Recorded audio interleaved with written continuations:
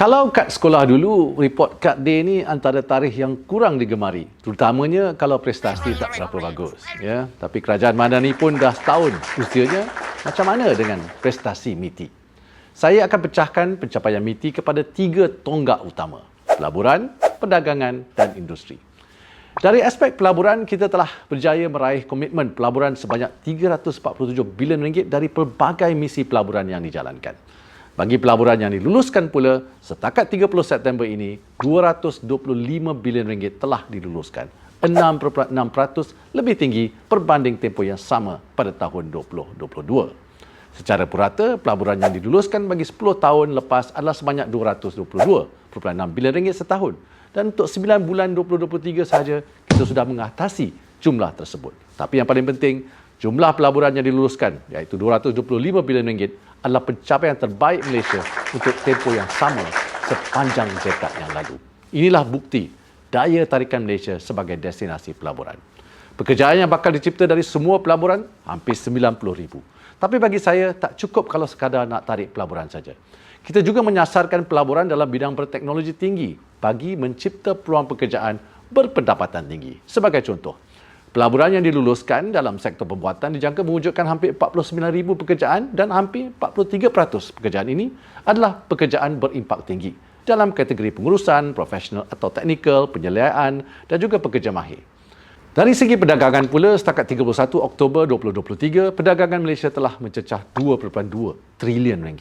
Dari pelbagai misi perdagangan dan pelaburan yang kita adakan sepanjang tahun ini, kita telah berjaya meraih komitmen perdagangan sebanyak RM13.4 bilion.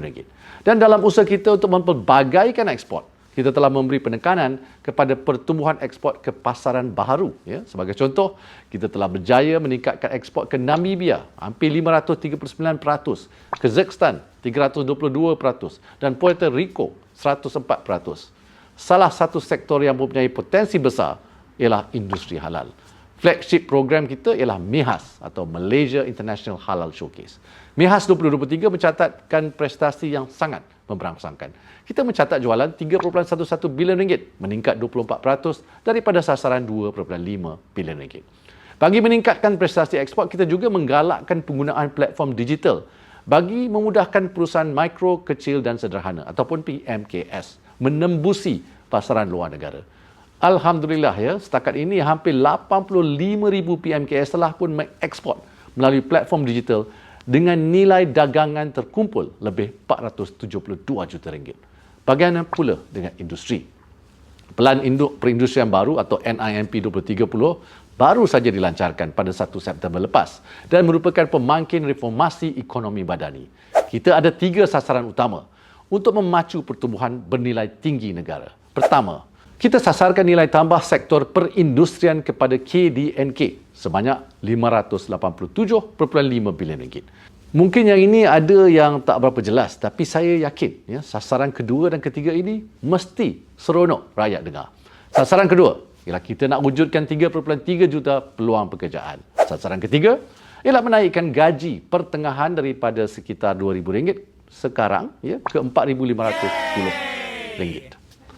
Tapi kita tak berhenti di situ saja. Kita juga ada Pelan Hala 7 Industri Kimia atau CIR 2030 yang dilancarkan pada 4 Ogos yang lepas. Dan CIR 2030 bakal melonjak daya saing Malaysia sebagai hub utama industri kimia di Asia Pasifik dengan nilai tambah sebanyak RM40 bilion menjelang 2030. Kita juga baru melancarkan IESG pada 2 Oktober lepas bagi mempercepatkan peralihan ke arah amalan mampan bagi syarikat pembuatan. Mengapa ESG ini penting? Banyak pasaran sekarang mensyaratkan pematuhan ESG sebelum kita boleh mengeksport ke negara mereka. Jadi, kalau kita tak berubah, maka kita berisiko kehilangan akses kepada pasaran tersebut. Tahun ini saja MITI telah mengadakan libat urus dengan 770 syarikat di Kuala Lumpur, Pulau Pinang, Johor, Pahang dan juga Sarawak. MITI akan mendekati lebih banyak syarikat, khususnya PKS, pada tahun depan untuk membina kapasiti syarikat kita dalam pematuhan ESG. Itulah dia ringkasan pencapaian MITI bagi tahun ini. InsyaAllah, kami di MITI akan terus melipat gandakan usaha demi kesejahteraan rakyat Malaysia.